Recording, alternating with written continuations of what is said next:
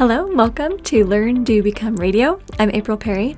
Today I'm sharing 3 ideas from 3 great books, and the topics are defining happiness, seeing the gain, and having more fun. Okay, so I'm going to dive right in. So as I read a variety of books each month, I'm constantly coming across ideas that I want to share with the Learn, Do, Become community, and I'm figuring out the best way to do that because we have special book takeaways in our Rise program, and sometimes I put little pieces on, Instagram or Facebook, and sometimes I record a YouTube video highlighting a few books. Anyway, I love reading. I love books, and I feel like it's just one of the best ways to be able to learn from the wisdom of others, and I feel like books are oxygen to me. So I love books. And I just have a few ideas today I pulled from 3 books that I've enjoyed recently. So, okay, let's jump in. All right. So the first idea is happiness is a direction. So there's a book called Build the Life You Want by Arthur Brooks and Oprah Winfrey. And it has given me a lot of food for thought. I watched this YouTube video. It was an interview that they did at Harvard Business School that was it was excellent, and I loved their perspective. Anyway, got the book. I'm almost done with the book, but I am taking notes. I'm scribbling through this whole thing because it's really good. The book goes through 4 pillars of life that tend to help people feel happy. So they listed faith, family, friends, and purposeful work. But it also dives into the science of what is happening in our brains and how our choices in the moment make a big difference regardless of our circumstances. This information that I've been reading has actually been really consistent with some other books I've been reading about neuroscience and how our brains work and emotion and processing. So it's just been fun as I'm reading all these different books that all kind of tie together. It's helping me to understand the big picture. Now, one interesting idea right at the beginning of this book is that happiness isn't a destination. We don't get there and then we have complete happiness forevermore. At least they said, not on this side of heaven. But instead, happiness is a direction. And I remember one day when I navigated to a friend's house, I was using the map on my phone, and I heard that little voice narrating, then it said, "You have arrived." And I remember sighing and thinking, I wish that happened in other areas of my life. I wish I could just arrive instead of always feeling like I'm chasing something. And I thought of that over and over again. Oh, I feel like I'm just chasing everything. I just want to arrive. When will I have arrived? Is every day just push, push, push? That's kind of what I was asking myself. But this perspective on happiness being a direction is actually quite empowering. And the book goes on to say, here's a little quote, "It's the best news ever, actually. It means we can all finally stop looking for the lost city that doesn't exist once and for all. We can stop wondering what's wrong with us because we can't find or keep it. And we can also stop believing that our individual problems are the reasons we haven't achieved happiness." So really powerful. And in conjunction with that thought, they also share that the definition of happiness changes from Western cultures to Eastern cultures. So in Western cultures, happiness is most often defined in terms of excitement and achievement. And I see this all the time. I've definitely felt this. You probably have too. We're happy when we win awards or make money or celebrate a big event or go to a concert, etc. In Eastern cultures, however, happiness is usually related to calm and contentment. And that shift is what I'm noticing in my own life. I love being calm and content. I feel like that matters way more to me than achieving and just having a bunch of stuff going on. And while there isn't one right way to define it, the common themes that are identified in this book are enjoyment, satisfaction, and purpose.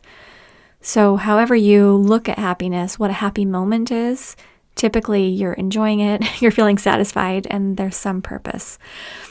Then the book goes on to share how we can actually become happier in our faith, families, friendship, and work. It's a great read. I've been very inspired. I've been very surprised by a lot of things that I read that I didn't realize I had, kind of let slip in my life. Anyway, so good. Okay, so that's book number 1, Build the Life You Want.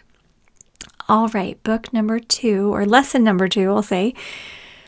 Lesson number 2 is living in the gain transforms every experience for our good. The book, The Gap and the Gain by Dr. Benjamin Hardy and Dan Sullivan shares how when we live in the gap, we see all that is lacking in our lives. We see where others let us down. We see how far we are from our goals.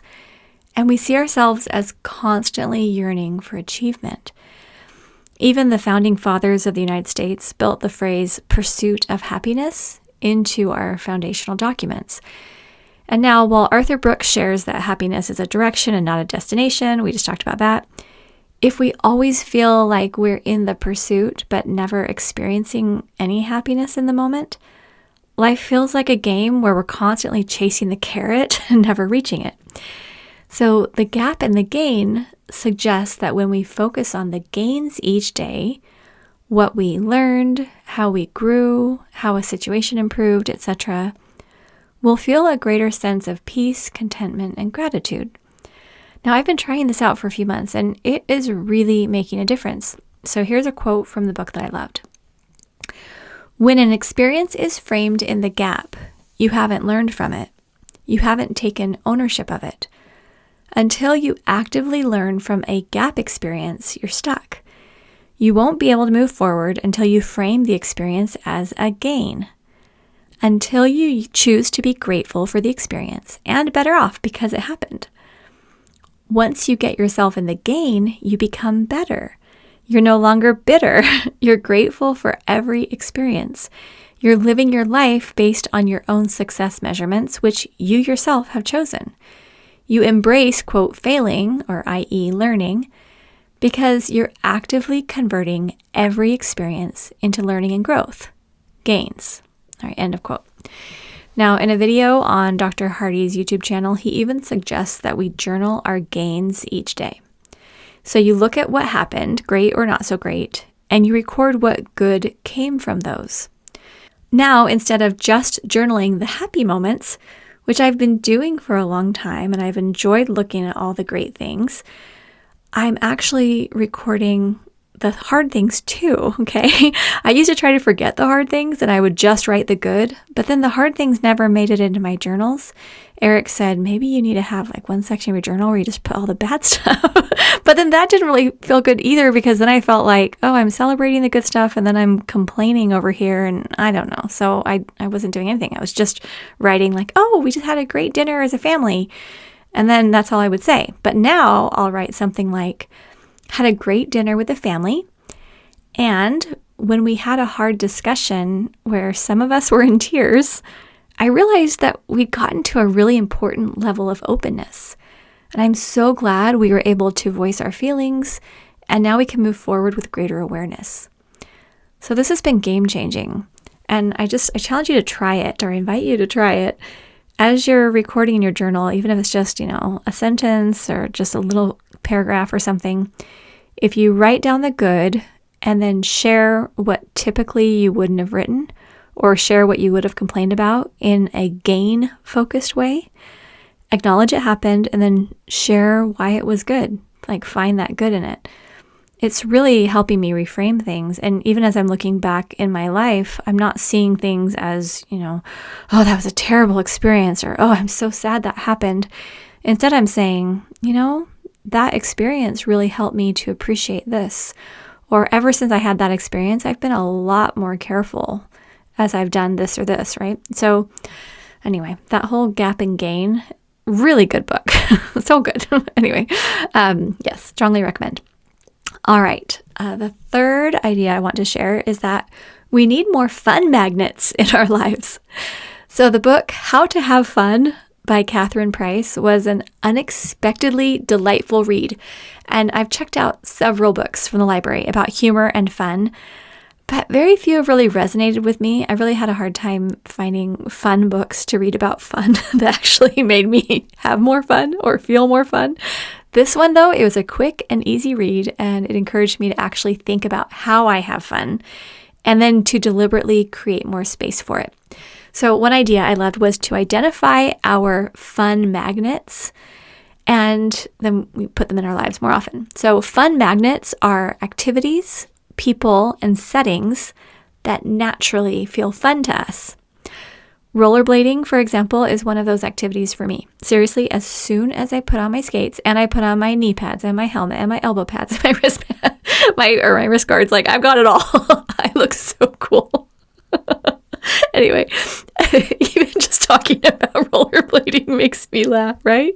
Okay, so that's one of my fun magnets. And every time I put all my gear on and I start making my way around the neighborhood, I'm just in heaven. I love it. I put in a podcast or an audiobook and I just skate. It's so fun. Anyway, I always come home saying to Eric, do you know how much I love rollerblading? And he always laughs at me like, yes, April, I know how much you love rollerblading. No, you obviously don't need to skate to have a good time, but maybe you always have fun when you're at a certain park, or when you're around that friend from high school who has the best sense of humor, or when you get out your guitar, or when you turn on a certain playlist with your favorite dance music, or when you get out your camp chairs and you sit around a fire in the backyard. I mean, what is it? What's your equivalent of rollerblading? Like, what is that thing that when you do it, it's just so fun? Like, it lights up your brain, wherever the fun part of your brain is, like it just lights it up, okay? Because if we can have a list then of our personal fun magnets handy, then we can regularly draw from that list and create moments and memories that make life feel happier. And that could be part of our quote, our routines list, is add in some fun. What can we do that just feels fun? Because our families want it, our relationships want it. I mean, I'm trying to figure out, how do we make Learn to Become as fun as possible? Because when you're laughing and you're enjoying yourself and you feel light and you feel like, oh, it's kind of a game, then life doesn't feel quite so hard. And it's not being disrespectful to the hard times. Yes, we're still going to go sit with someone who's mourning. We're still going to go through those really tough moments that are going to become gains, right? We're going to experience the whole gamut, and we're not trying to hide ourselves from the hard parts of life, because there's a lot of beauty in being willing to just like dive right in and be there for the people who need us.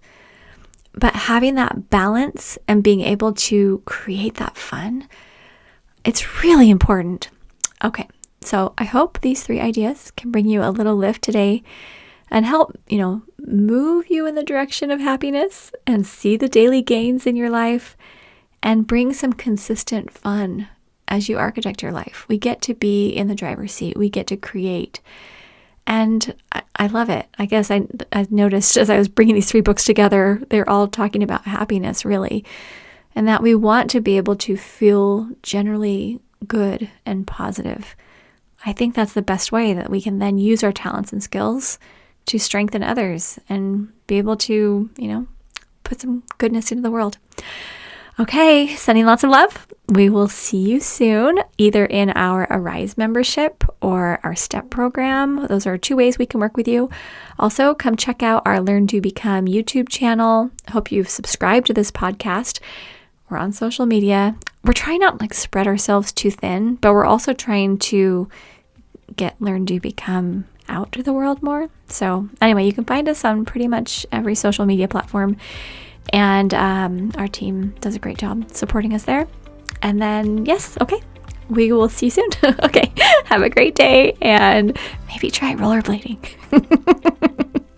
Okay, bye.